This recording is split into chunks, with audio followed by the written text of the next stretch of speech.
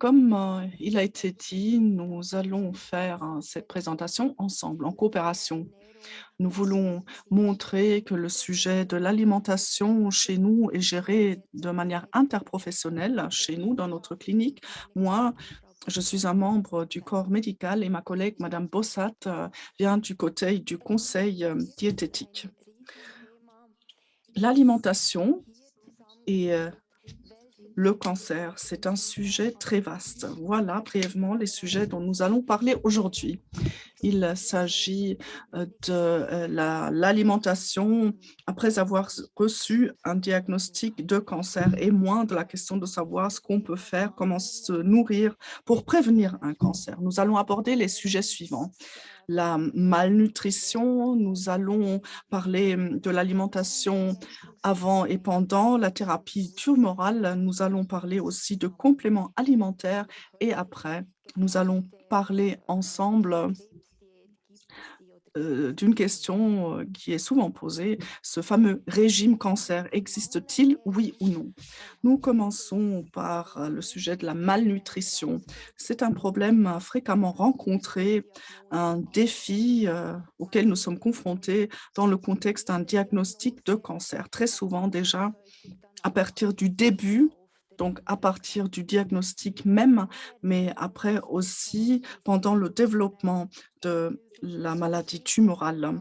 Une malnutrition se caractérise par un apport insuffisant d'aliments qui entraîne une perte musculaire et qui entraîne aussi une perte du poids.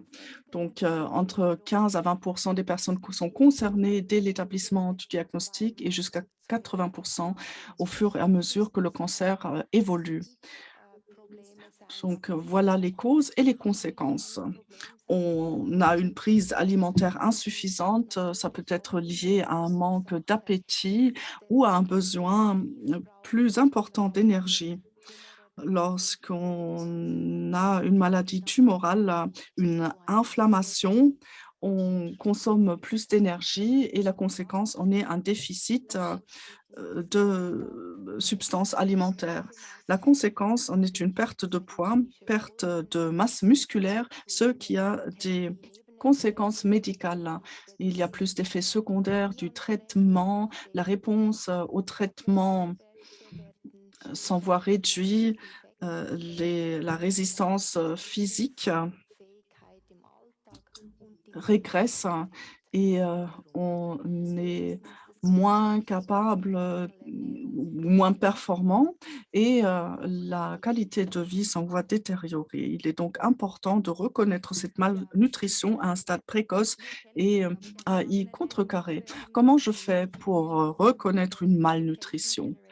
J'aimerais bien vous présenter le Patient Generated Subjective Global Assessment Short Form. C'est un questionnaire standardisé et validé et qui a été développé pour les patients ayant une maladie tumorale. Vous trouvez un lien ici en bas, à savoir un code QR qui vous permet d'être dirigé vers cet assessment, cette évaluation qui est à votre disposition en différentes langues. Cette évaluation, vous pouvez la faire seul ou bien en étant encadré par des professionnels. Il est important de détecter la malnutrition à un stade précoce. C'est la raison pour laquelle il est judicieux de remplir ce questionnaire au début du traitement et de répéter ce questionnaire chaque 4 à 8 semaines après le début de la thérapie. Donc ce questionnaire, pour le remplir, vous avez besoin entre 2 à 5 minutes. Il y a 4 domaines sur lesquels on vous pose des questions, l'évolution, du poids, de la perte ou du gain de poids, l'absorption, ou la prise alimentaire, les symptômes et le niveau de fonction et d'activité est disponible en différentes langues. Si, vous obtenez entre, 2 à 3 points, c'est ou moins de 3 points,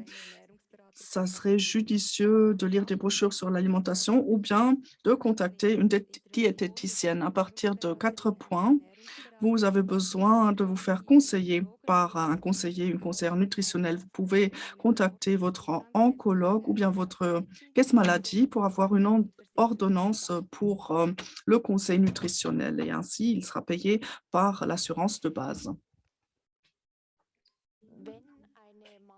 Si on détecte une malnutrition, si un tel diagnostic est établi, nous prévoyons une thérapie ensemble. Donc, nous autres médecins nutritionnels et les conseillers, conseillères nutritionnels, nous procédons de la manière suivante. Nous regardons où se situent les problèmes, quelles sont les causes exactes, quel est le degré de malnutrition et comment organiser et concevoir un traitement afin de corriger cette situation de malnutrition.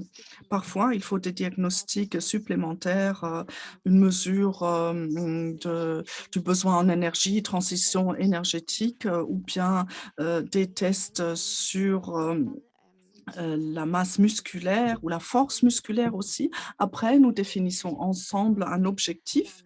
C'est notamment la conseillère nutritionnelle qui s'en occupe. Et après, nous procédons à une intervention personnalisée, faite sur mesure. On accorde une grande priorité aux besoins individuels et au cadre de vie, à la famille, les amis, etc.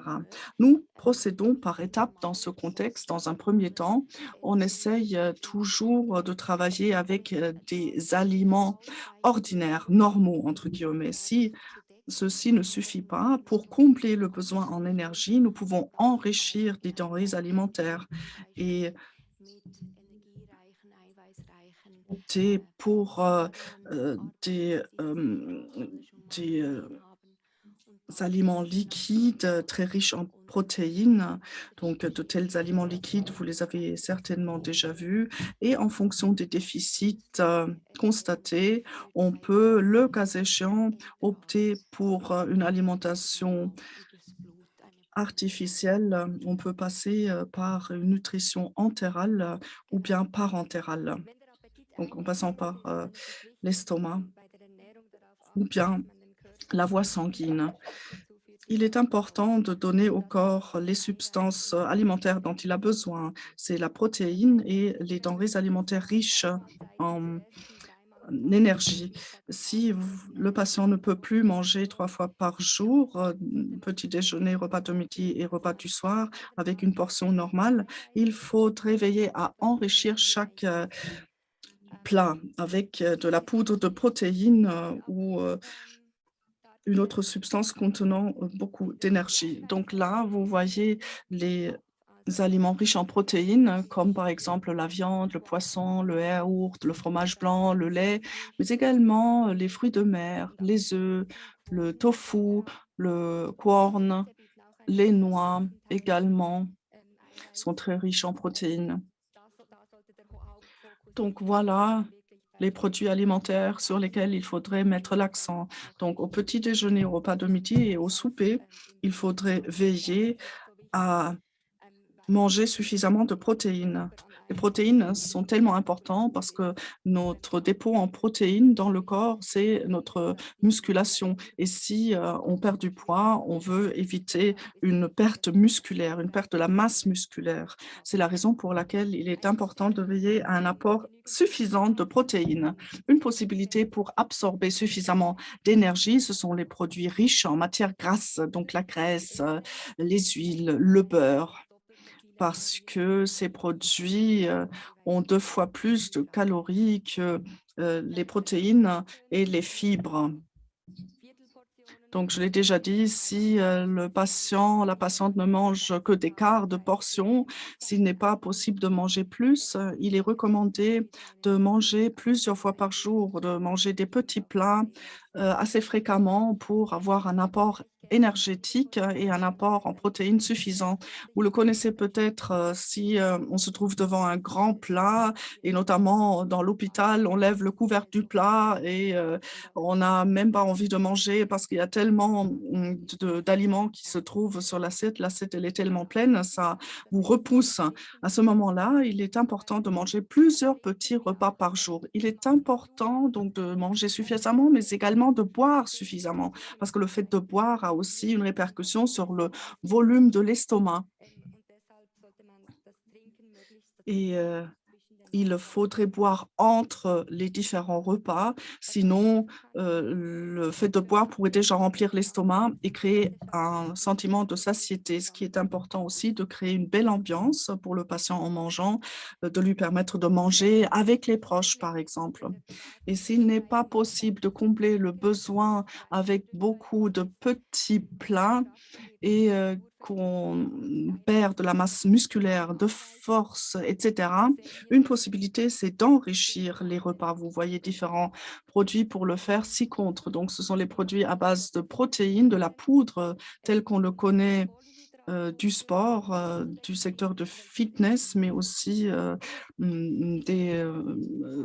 dextrose, par exemple, qui fournissent de l'énergie. Ces produits sont neutres au niveau du goût et au niveau de l'odeur, peuvent être ajoutés dans un plat, dans, par exemple, la purée de patates, dans une polenta, dans le yaourt, des soupes, mais on peut aussi ajouter cette poudre dans du thé, du café.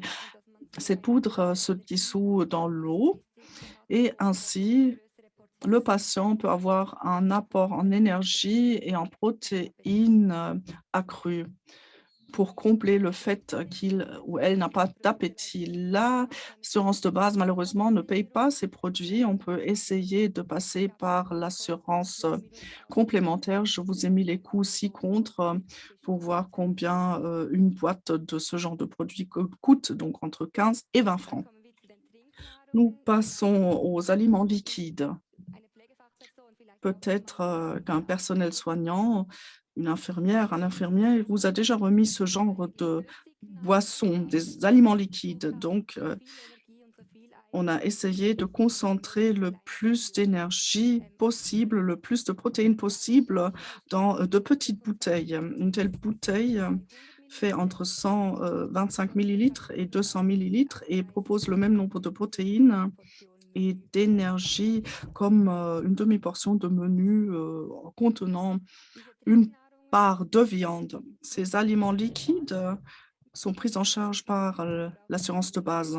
Il faut pour cela soumettre une demande spécifique que vous remettra très volontiers votre diététicienne, votre diététicien et le remplira pour vous, avec vous. Donc, ces aliments liquides sont meilleurs si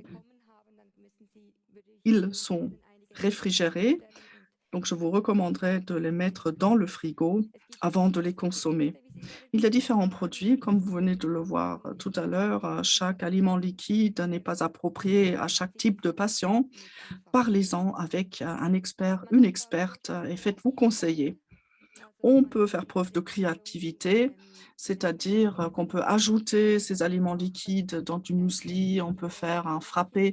Vous connaissez peut-être ces petites moules vous permettant de faire des glaces avec du sirop et de l'eau. On peut y ajouter aussi ces aliments liquides et consommer le produit final sous forme de glace. Dans certains cas, il n'est plus possible de consommer une nourriture suffisante pour permettre au corps d'avoir suffisamment d'énergie et de protéines. Et là, on peut discuter de la question de savoir si on opte pour une sonde. Cette alimentation par sonde n'est peut-être que nécessaire pendant une certaine période, c'est transitoire. Et il se peut qu'on dispose d'une sonde ou qu'on soit alimenté par sonde pendant un certain temps uniquement, un mois par exemple. Il y a différents types de sondes. Il y a des sondes transnasales qui administrent la nourriture dans les intestins directement ou dans l'estomac directement. Ce sont des sondes composent pour une certaine durée seulement. Après, il y a aussi les sondes percutanées qui transpercent le couvercle de l'estomac pour alimenter directement les intestins. Si on est alimenté par sonde, cela ne veut pas dire qu'on est uniquement alimenté par sonde, ça peut être un ajout. Donc, on peut être alimenté par sonde la nuit, par exemple, et le jour, on peut manger normalement dans la mesure du possible en la compagnie de la famille. Cette forme d'alimentation est possible et à l'hôpital et à la maison, mais à domicile, il est important d'avoir un bon soutien. Là, il y a l'organisation Aide et Soins à domicile qui est là pour vous soutenir, mais aussi Home Care. Home Care, c'est une pharmacie qui vous livre à domicile le matériel et les substances même et vous explique comment l'utiliser et vous encadre dans cette utilisation.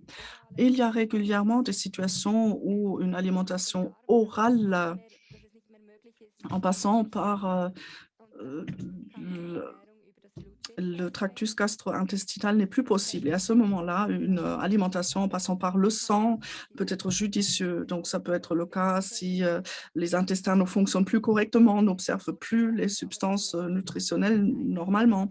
Et là, on peut opter pour une nutrition parentérale pendant un certain moment, c'est-à-dire que les substances nutritives sont administrées par voie sanguine. Pour cela, on a besoin d'un accès veineux comme par exemple le port à 4.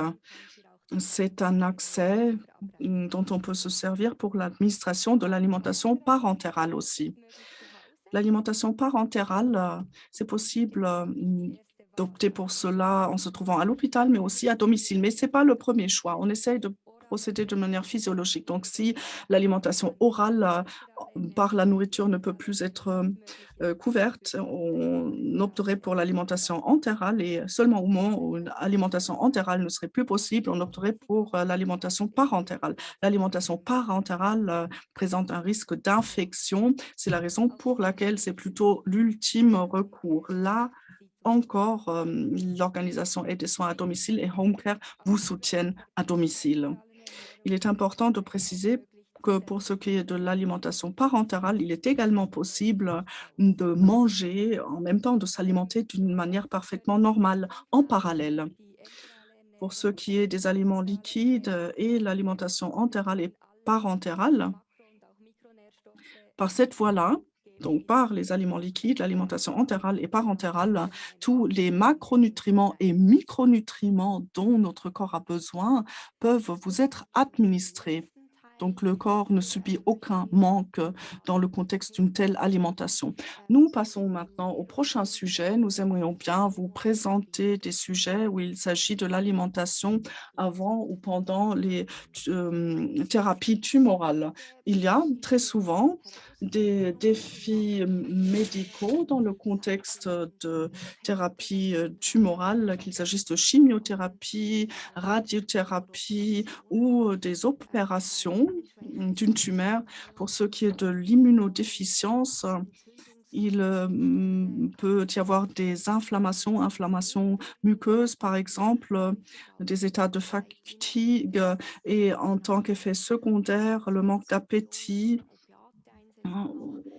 Et si on utilise des opiacés, la digestion en peut souffrir, on peut y avoir des obstipations ou bien des inflammations muqueuses. C'est un sujet assez fréquent en cas de radiothérapie. Et bien évidemment, si on a moins d'activité physique, la masse musculaire baisse de plus en plus. Après, il y a aussi des hyperglycémies qui peuvent se présenter dans le contexte d'une thérapie. Et du côté médical, nous avons la possibilité de contrecarrer à ces phénomènes grâce à des médicaments. Aujourd'hui, il s'agit surtout de vous montrer ce qu'on peut faire par l'alimentation pour mieux maîtriser ces problèmes, pour se sentir mieux en fin de compte. Lorsqu'il s'agit de thérapie tumorale dans le sens d'opérations majeures, il est très important de qu'on soit bien préparé à cette opération pour ce qui est de la nutrition, donc d'administrer suffisamment de protéines et d'aliments énergétiques au corps avant de se faire opérer, pour que le corps soit bien préparé pour faire face à cette opération. Et pendant l'opération prévue, on veille déjà à soutenir des patients en leur permettant de combler leurs besoins en substances nutritives, donc en leur administrant des aliments liquides, par exemple, et dans des cas spécifiques, notamment lorsqu'il s'agit d'interventions majeures sur l'estomac ou les intestins, nous optons aussi pour des substances soutenant le système immunitaire. Et ce que nous faisons aussi d'une manière standardisée, c'est juste avant l'opération, on administre aux patients des glucides pour que le corps soit bien équipé, se trouve dans le meilleur état possible avant l'opération. Ces dernières années, les directives ont quelque peu changé, donc on s'éloigne de plus en plus du fait de garder les patients trop longtemps à jeun. Donc on ne dit pas de solide jusqu'à 6 heures après l'opération et avant l'opération, pardon, et des liquides clairs peuvent être consommés jusqu'à 2 heures avant l'opération afin d'éviter une déhydratation. Après l'opération, c'est à notre tour, en tant que spécialiste de la nutrition et en tant que conseillère en alimentation, afin de faire en sorte à ce que les patients puissent remonter rapidement la pente au niveau de l'alimentation également. Dans le cadre de la thérapie, il y a souvent des effets secondaires. Et je vous ai listé quelques exemples ici. Ceci n'est pas un tableau défini, mais il y a également la liste des possibilités au niveau des thérapies alimentaires. D'un côté, une mucosite peut arriver et là, on peut atténuer les symptômes grâce à une alimentation pauvre en acidité. Souvent, il y a une dysgénésie, donc un problème au niveau du goût. Là, on peut aider en donnant des bonbons ou des chewing-gums qui aident contre le mauvais goût qui réside dans la bouche. Des fois, on entend parler, ou souvent on entend parler d'un goût métallique et on peut simplement essayer d'utiliser des plats en plastique. Ce qui pose également un problème, c'est un dérangement de l'odorat. Et à ce moment-là, la consommation d'aliments froids peut aider car il y a moins d'odorat. La sécheresse buccale est un autre effet que nous observons. Et afin de stimuler la production salivaire, on peut essayer de rincer la bouche toutes les 2 heures avec une solution saline ou pourquoi pas sucer des glaçons ou des glaces alimentaires, notamment pour les glaçons, c'est pas nécessairement à base d'eau. On peut utiliser sa boisson préférée, de l'eau tonifiante, des jus de fruits ou du yaourt.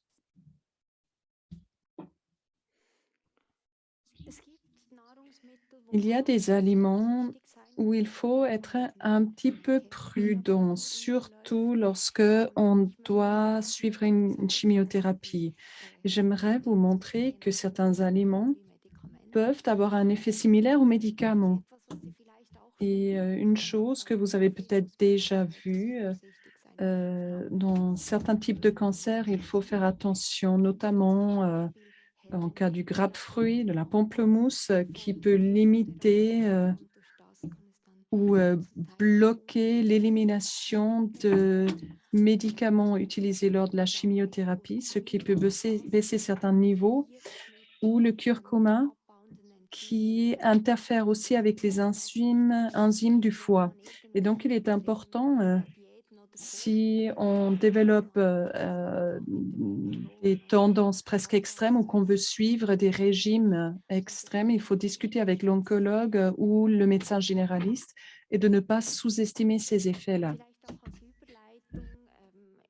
Maintenant, pour faire la transition par rapport à ce qu'on peut faire avec l'alimentation, je vais parler du sujet suivant, les compléments alimentaires. On nous pose beaucoup de questions à ce sujet par rapport aux suppléments conseillés, vitamines, afin de renforcer le corps ou pour empêcher une récidive. Dans ce cadre-là, nous avons une attitude claire. Nous recommandons des suppléments uniquement lorsque un manque est prouvé et l'indication doit être donnée par les médecins. Et si vous voyez quelque chose et que vous lisez quelque chose sur Internet, nous recommandons vraiment une discussion avec votre équipe médicale. Les risques ne doivent pas être sous-évalués par rapport à ces préparations parce que, comme on l'a vu avant, dans le cas de la pamplemousse, il peut avoir des effets mutuels en rapport de thérapie et c'est un surdosage dangereux est possible suite à la prise de suppléments. Un autre point important, c'est qu'un grand nombre de préparations circulent, peuvent être commandées sur Internet et beaucoup ne sont pas déclarés comme médicaments et ne passent pas par des contrôles similaires ou équivalents. Donc, nous travaillons avec des suppléments contrôlés tels que listés dans le compendium et qui ont été vérifiés et testés par Swissmedic. C'est pour cela que c'est important de le dire. Souvent, lorsqu'on lit vitamines, c'est pas forcément bien contrôlé. Et selon les concentrations ne sont pas correctes ou il y a d'autres substances aussi. Il faut faire très attention. Et je l'ai déjà mentionné au début, actuellement, il n'y a pas suffisamment d'indications scientifiques indiquant qu'on peut faire quoi que ce soit au niveau de la prévention par rapport à une atteinte tumorale. Mais il y a deux choses que l'on peut recommander et que nous soutenons. D'un côté, ce sont les bonnes acides gras, donc les oméga 3, et de l'autre côté, du calcium et la vitamine D. Et c'est Madame Bossard qui vous donnera plus d'informations à ce sujet. Voilà, les acides gras oméga 3 et de manière générale, les graisses. Il est important d'assurer qu'on a une absorption suffisante, notamment en termes d'oméga 3. On sait qu'ils ont un côté anti-inflammatoire et comme le cancer est un événement inflammatoire, il faut faire attention à consommer suffisamment et des graisses et en bonne composition. Euh, les bonnes graisses peuvent être trouvées dans l'huile de colza ou l'huile de lin. Dans l'huile de lin, il faut juste tenir compte qu'il oxyde plus rapide, qu'il devient rance. Donc, je vous conseille d'acheter des petites bouteilles et de le garder au frigo. Des noix non traitées, des graines et des semences ont des bons oméga 3. Ça vaut la peine d'intégrer une portion par jour. Une portion équivaut à une poignée. Consommer une fois par semaine du poisson, un poisson riche en acides gras. Et si vous utilisez déjà une alimentation par boisson, on recommande le ProSure de Abbott ou d'autres produits qui sont enrichis en oméga 3. S'il y a une alimentation insuffisante, il est des fois pas possible de couvrir le besoin en termes d'oméga 3 et d'autres graisses saines. Et à ce moment-là, un supplément sous forme de capsule peut être indiqué après discussion. Mais la consommation par alimentation est clairement meilleure et mieux pour le corps en termes de son absorption. En termes de vitamine D et calcium, les patients atteints d'un tumeur ont un risque plus élevé pour de l'ostéoporose. Certains l'ont déjà sous forme manifeste en raison de leur maladie ou de l'alimentation insuffisante ainsi que d'une insuffisance pancréatique. Cela peut également être en lien avec les glucocorticoïdes, donc de la cortisone. nous recommandons, ou la référence recommande environ 1000 mg de calcium. Pour les femmes, on peut, selon les guidelines, viser les 1200 mg par jour. Pour la vitamine D, il faudra déjà voir si le ou la patiente est en manque et corriger. Et ensuite, donner un dosage de maintenance à 800 unités vitamine D3. La vitamine D est absorbée avant tout par le soleil et donc une substitution pendant les mois d'hiver est tout à fait indiquée. En termes de calcium, comment couvrir le besoin? On recommande 3 produits laitiers par jour. Une portion équivaut à environ 2 décilitres de lait, 180 g de yaourt ou 30 g de fromage à pâte dure. Et par portion, on peut compter environ 250 mg de calcium. Donc, pour 3 portions, on est à 750 mg. Si on a autrement une alimentation équilibrée et saine, on couvre également 250 mg et on atteint le seuil des 1000. Ce qui peut s'avérer utile, en plus, ce sont des eaux minéraux enrichis en calcium comme le Adelbodner, Eptinger, Adello et Walser. Si vous vous posez la question si vous arrivez à absorber suffisamment de calcium, vous pouvez consulter le site Internet de la Ligue contre les rhumatismes et utiliser leur calculateur de calcium pour voir si vous en absorbez en suffisance. Nous en arrivons au dernier sujet, le fameux thème des régimes contre le cancer. Est-ce que cela existe, oui ou non? Ce que nous disons de manière générale est le fait qu'il n'y a pas un régime contre le cancer spécifique. Ce que nous recommandons, c'est une alimentation équilibrée qui répond aux besoins. Nous avons parlé d'une alimentation riche en énergie. Le fait est aussi qu'il n'y a pas chaque patient qui a une alimentation insuffisante. Nous avons également des cas avec des patients qui prennent du poids en suivant une thérapie. Donc, c'est quelque chose qui est très individuel. Ma collègue parlera brièvement des modèles et de recommandations que nous appliquons. Voilà, nous avons ici 2 modèles d'assiettes. C'est ainsi que nous l'appelons. Donc, le cercle représente une assiette. Il est important de tenir compte de la composition et de voir ce qui représente quoi. Si quelqu'un a moins d'appétit et a de la peine de couvrir son besoin en termes de calories et de protéines, à ce moment-là, on recommande que les glucides,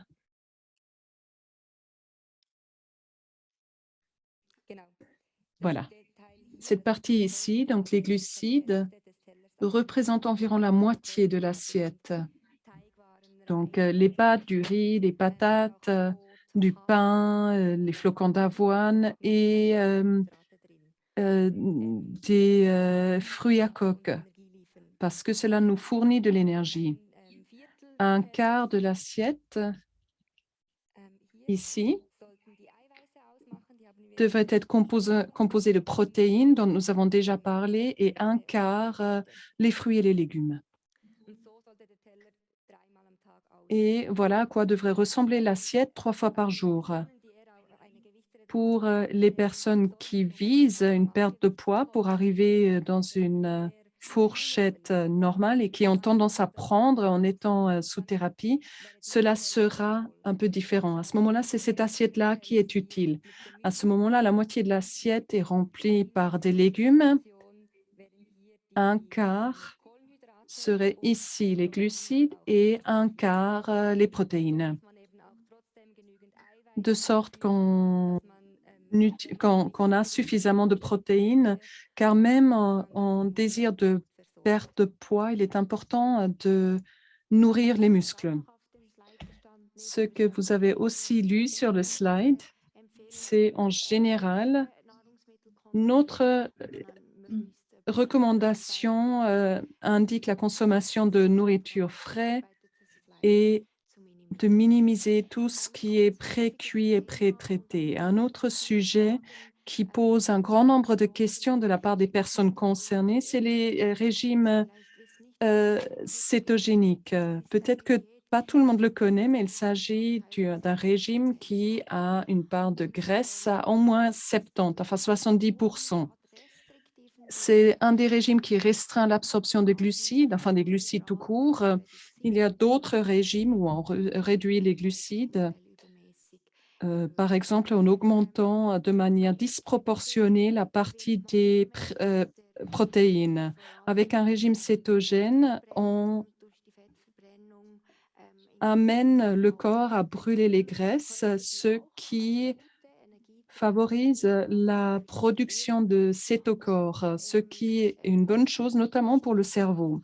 Mais ce qui est important de savoir, c'est qu'actuellement, nous n'avons pas de preuves scientifiques basées sur des données et des tests effectués sur l'humain qui montrent que cela ait un impact positif sur le développement du cancer ou de la tumeur.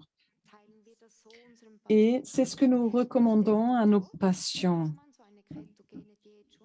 On peut suivre un tel régime, ce n'est pas nocif non plus, mais il est important, si on le fait, c'est une forme d'alimentation extrême et comme dans tous les cas, lorsqu'on opte pour une forme d'alimentation extrême, il faut tenir compte de certains aspects. Nous vous soutiendrons si vous voulez le faire, mais il est important d'assurer d'avoir suffisamment de fibres et de couvrir les besoins en termes de vitamines et minéraux. Dans certains cas, cela peut même s'avérer utile de suivre un tel régime, notamment auprès des patients qui ont une résistance importante à l'insuline, donc une situation diabétique. À ce moment-là, on peut beaucoup mieux gérer la maladie grâce à un tel régime et on a un impact important sur la situation inflammatoire. Voilà, quelques exemples de nourriture, enfin d'alimentation cétogène. C'est une alimentation riche en noix, en poissons, avocats, viande. Là, il faut faire attention en cas d'alimentation insuffisante. Il ne faut pas renforcer les manques ou les insuffisantes. Il faut faire un équilibre entre bénéfices et risques. Il faut évaluer avec la situation individuelle si c'est indiqué.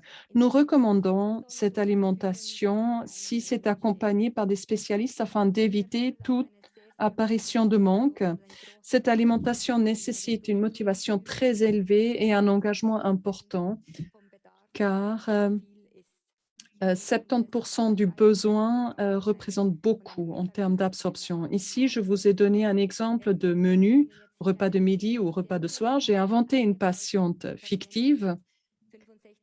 Elle pèse 65 kilos, elle a un besoin d'environ 2000 calories. Et elle va manger ici 200 grammes de saumon avec 50 grammes de sauce hollandaise. Elle a fait une crème avocat. Elle mange 50 grammes de pommes de terre et 80 grammes de légumes. Pour vous donner la référence, une portion normale de saumon serait plutôt autour des 120 grammes et en patates, on compterait plutôt le 180 à 300 grammes. Donc, on a une différence assez importante. Voilà. Nous arrivons aux conclusions. L'alimentation est un sujet très important lors du suivi des patients atteints d'une tumeur. Nous pouvons activer la résistance positivement grâce à l'alimentation. Nous pouvons augmenter la tolérance aux thérapies et nous pouvons augmenter la qualité de vie. Il est important de savoir que toute personne et toute maladie par tumeur est différente. Et le soutien que nous pouvons réellement apporter, c'est une décision hautement individualisée. Donc, nous n'avons pas des recettes ni de baguette magique, mais nous allons écouter et rentrer dans vos besoins individuels. Il est nécessaire d'avoir une équipe multidisciplinaire, une équipe composée de médecins et de spécialistes en alimentation, des endocrinologues qui comprennent l'impact derrière et des spécialistes en nutrition afin de voir comment réaliser les choses de manière utile et applicable au quotidien. J'aimerais vous rendre attentif au fait que nous avons une consultation alimentation et métabolisme auprès de notre polyclinique. C'est une consultation multiprofessionnelle et nous avons aussi une fiche d'information que vous trouverez peut-être dans les unités en ambulatoire ou en oncologie pour que vous voyez comment nous consulter et comment nous trouver. Merci beaucoup de votre attention. Bien, magnifique présentation. J'ai beaucoup aimé votre manière de l'apporter et le dialogue. C'était très pratique. Une question a été posée dans le chat et ensuite il y aura peut-être des questions depuis cet auditoire. La question concerne le fait qu'on n'a pas de produits enrichis en vitamine D, que ça n'existe pas en Suisse. La participante n'a pas compris. Des produits enrichis, cela signifie qu'on utilise un aliment naturel dans sa forme naturelle et qu'on rajoute quelque chose de manière industrialisée. Et dans des pays tels que la France, c'est souvent pratiqué en termes de vitamine D. Donc, on peut acheter beaucoup de yaourts enrichis en vitamine D. En Suisse, nous avons très peu de produits enrichis en vitamine D et c'est la raison pour laquelle nous prescrivons les gouttes vidées 3 ou des comprimés. Est-ce que cela répond à la question? Y a-t-il d'autres questions?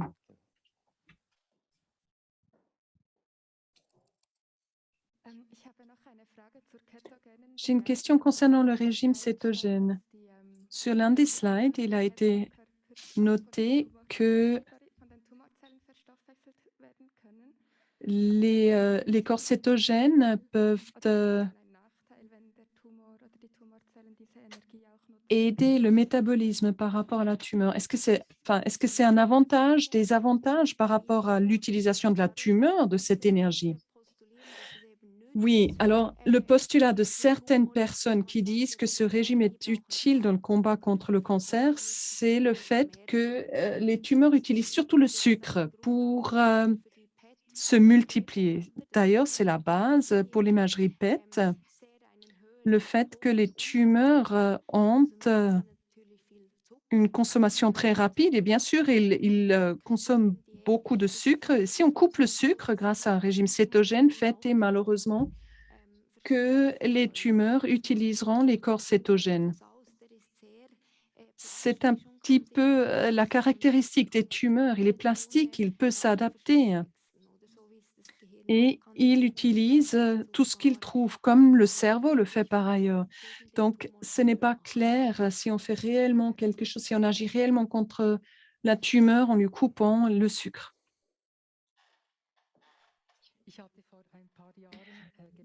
Il y a quelques années, j'ai eu un cancer de l'utérus et on m'a dit que je ne devais pas consommer, enfin, je devais consommer très peu de produits laitiers. Qu'en est-il? C'est lié aux hormones qu'il faudrait réduire la consommation? Donc les hormones contenues dans le lait?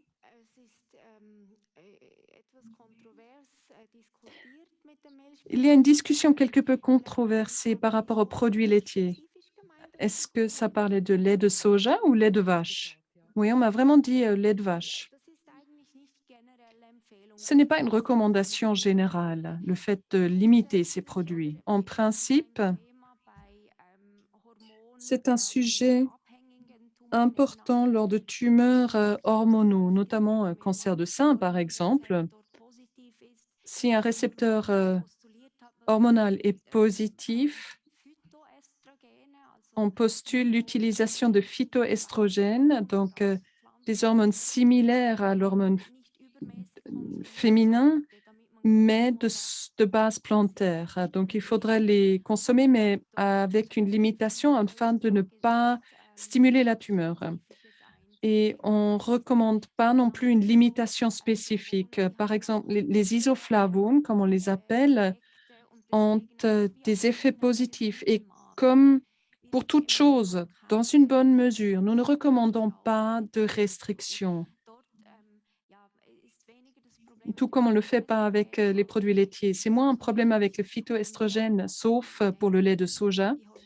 Et je pense, au niveau hormonal, ce qu'on peut faire, c'est plutôt consommer des produits d'origine biologique, parce qu'à ce moment-là, on sait que les compléments hormonaux donnés aux animaux est géré différemment. Y a-t-il une différence entre le lait pasteurisé et le UHT? Bah, simplement en termes de contenants liés aux hormones. Non, en soi, il n'y a pas de différence. C'est l'exposition aux hormones est plutôt superficielle. C'est quelque chose que nous recommandons souvent dans la discussion. Lorsque vous posez la question à vos proches ou aux familles, il y a souvent des recommandations. Les gens vont dire c'est ceci, non, c'est cela, il faut laisser ça, il faut prendre ci. Une question fréquente, et c'est une question que je vous adresse. Vous avez dit que le cancer a besoin de sucre, que le sucre alimente, enfin nourrit le cancer, et on entend souvent la recommandation de régime sans sucre afin d'affamer le cancer. Quelle est votre réponse? Affamer le cancer. Malheureusement, on ne peut pas le faire de cette manière-là avec l'alimentation. Couper les sucres n'est pas une mauvaise chose. Les sucres rajoutés, vous savez, en général, on a l'attitude de dire qu'il faut utiliser une alimentation de bonne qualité, ne pas consommer ni surconsommer le sucre. Comme ça, on rend un service au corps.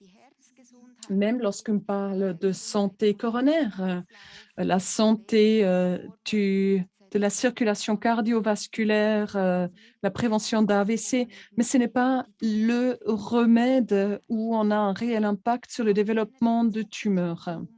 De manière générale, la consommation de sucre, ne pas en surconsommer, c'est notre recommandation tout en général et en dehors de toute atteinte de tumeur. Donc, de manière générale, si vous vous faites des soucis par rapport à l'alimentation et le cancer, je recommande la consultation de spécialistes. Il y a beaucoup d'informations qui circulent, notamment sur Internet. Il y a beaucoup de choses, même absurdes, mais qui présentent de manière sérieuse. Et des fois, c'est difficile de faire le tri. Si vous avez des questions, consultez quelqu'un, consultez un spécialiste en alimentation.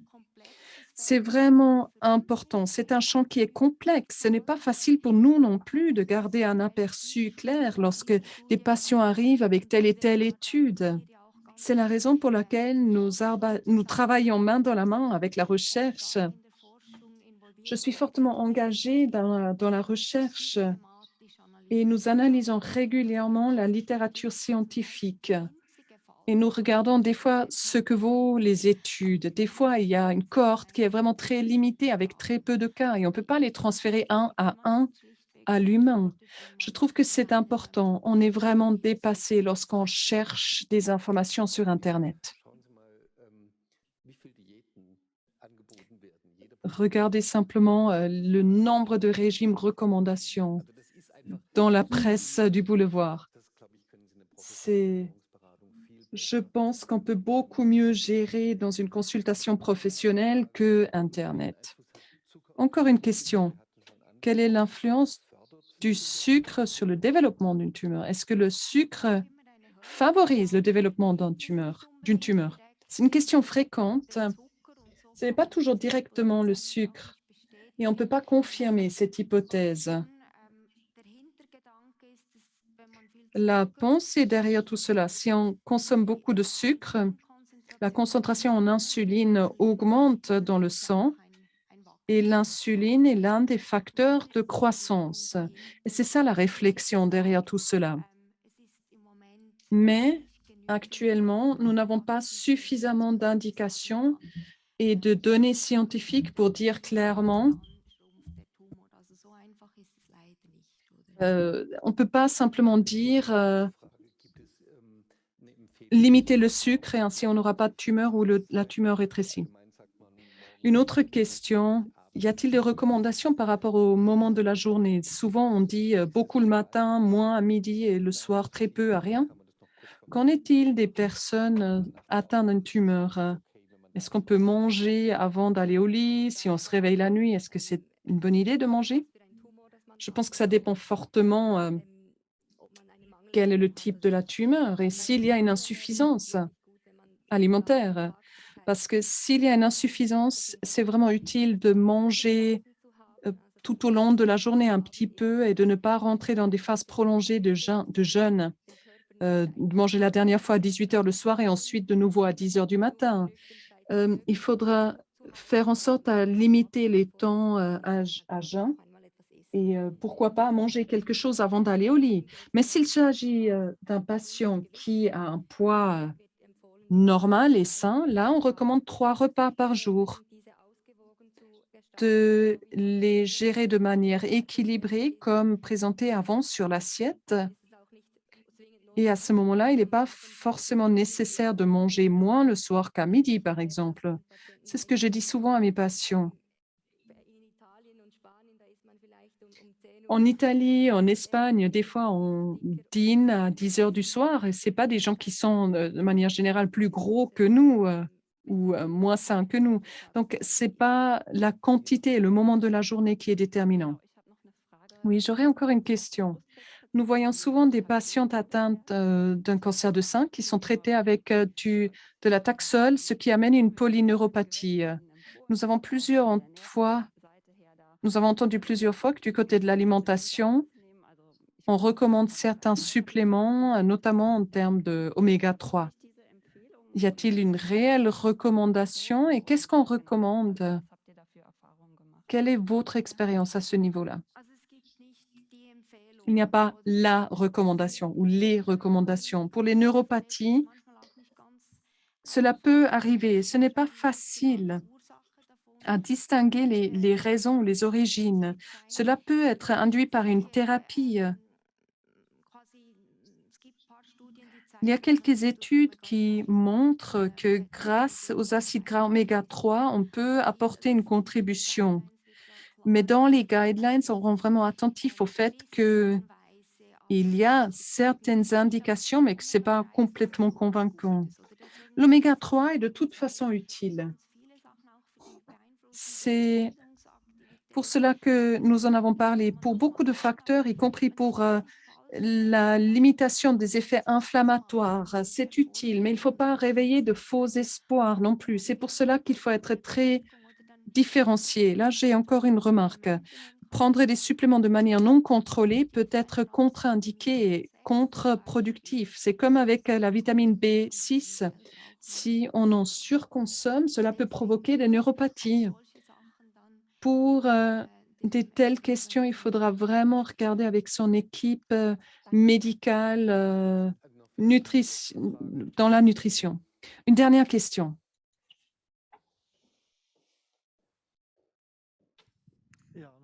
Oui, une dernière question.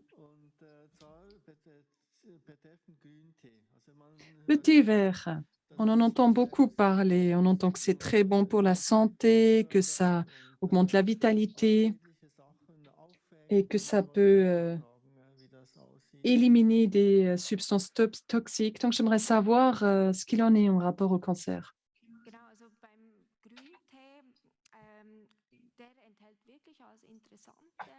Alors, effectivement, le thé vert a quelques substances intéressantes. On les compte parmi les substances plantaires secondaires. Il y a certains effets antioxydants et peut fonctionner ainsi comme des radicaux et avoir un impact positif. Mais là, encore une fois, il faut faire attention, notamment pendant une chimiothérapie. Si on commence à consommer trop de substances antioxydantes, cela peut affaiblir la thérapie, car certaines thérapies sont conçues de sorte à vouloir endommager la tumeur. Donc, dans la bonne mesure, le thé vert est certainement bon pour la santé, mais dès qu'on en surconsomme, cela peut poser des problèmes, notamment lorsque vous suivez une thérapie. Donc, discutez-en. Merci. Je pense que la discussion montre qu'on pourrait discuter encore tout l'après-midi de l'alimentation parce que c'est un sujet important pour nous tous dans la vie. Mais particulièrement lorsque quelqu'un a un diagnostic de cancer.